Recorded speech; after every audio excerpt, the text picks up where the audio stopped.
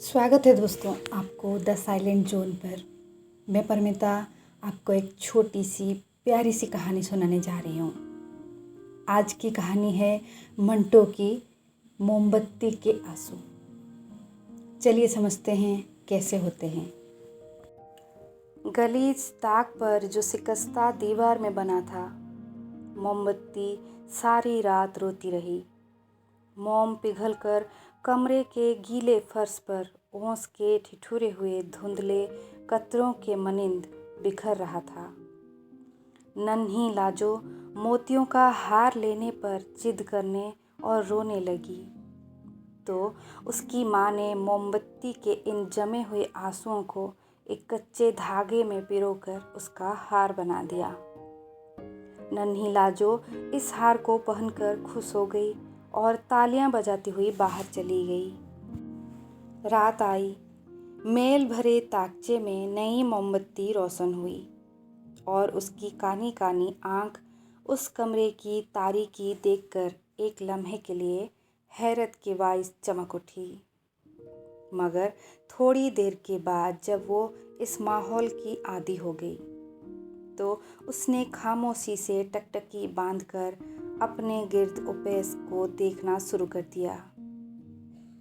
नन्ही लाजो एक छोटी सी खटिया पर पड़ी सो रही थी और ख्वाब में अपनी सहेली बिंदु से लड़ रही थी कि वो अपनी गुड़िया का ब्याह उसके गुड्डे से कभी नहीं करेगी, इसलिए कि वो बदसूरत है। लाजो की माँ खिड़की के साथ लगी खामोश और नीम रोशन सड़क पर फैली हुई कीचड़ को हसरत भरी निगाहों से देख रही थी। सामने भटियारे की बंद दुकान के बाहर चबूतरे पर अंगीठी में से कोयलों की चिंगारियां जिद्दी बच्चों की तरह मचल मचल कर नीचे गिर रही थी। घंटाघर ने कुनुदकी में 12 बजे। 12 की आखिरी पुकार दिसंबर की सर्द रात में थोड़ी देर तक कांपती रही और फिर खामोशी का लिहाफ ओढ़कर सो गई। लाजो की माँ के कानों में नींद का बड़ा सुहाना पैगाम गुनगुनाया, मगर उसकी अतरिया इसके दिमाग तक कोई और बात पहुंचा चुकी थी।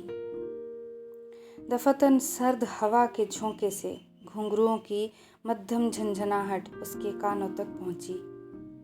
उसने ये आवाज़ अच्छी तरह सुनने के लिए कानों में अपनी समात की ताकत भरनी शुरू कर दी। घुंघरू रात की खामोशी में मरते हुए आदमी के हलक में अटके हुए सांस की तरह बजना शुरू हो गए। लाजो की माँ इत्मीनान से बैठ गई।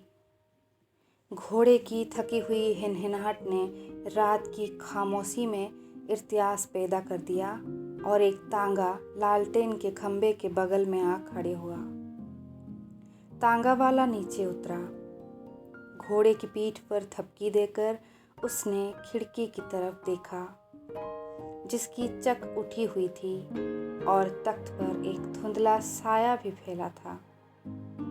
अपने खुरदुरे कंबल को जिस्म के गिर्द अच्छी तरह लपेटकर तांगे वाले ने अपनी जेब में हाथ डाला।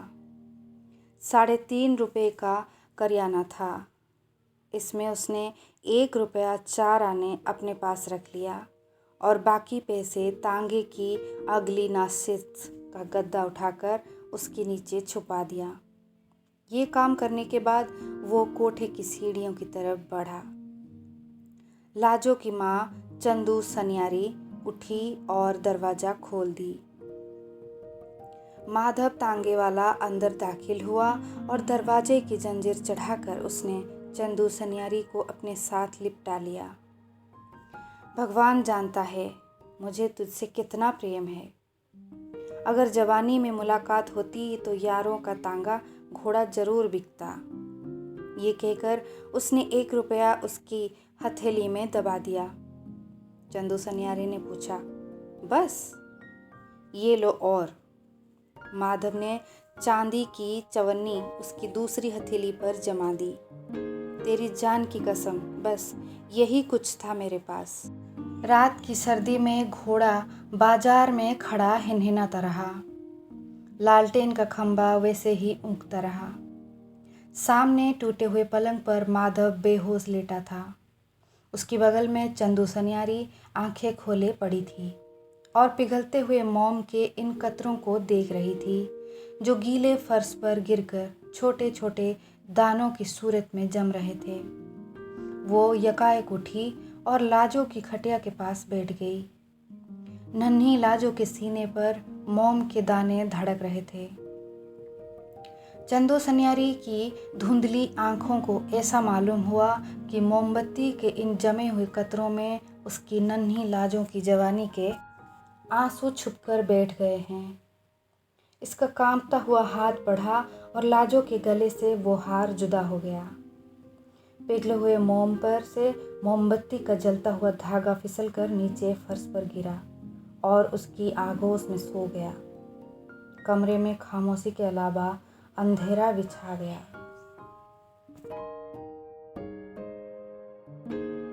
कहानी समाप्त हुई। कहानी पसंद आए तो एक लाइक ज़रूर करिए। मैं फिर मिलूँगी एक और कहानी के साथ। तब तक के लिए विदाई लेती हूँ।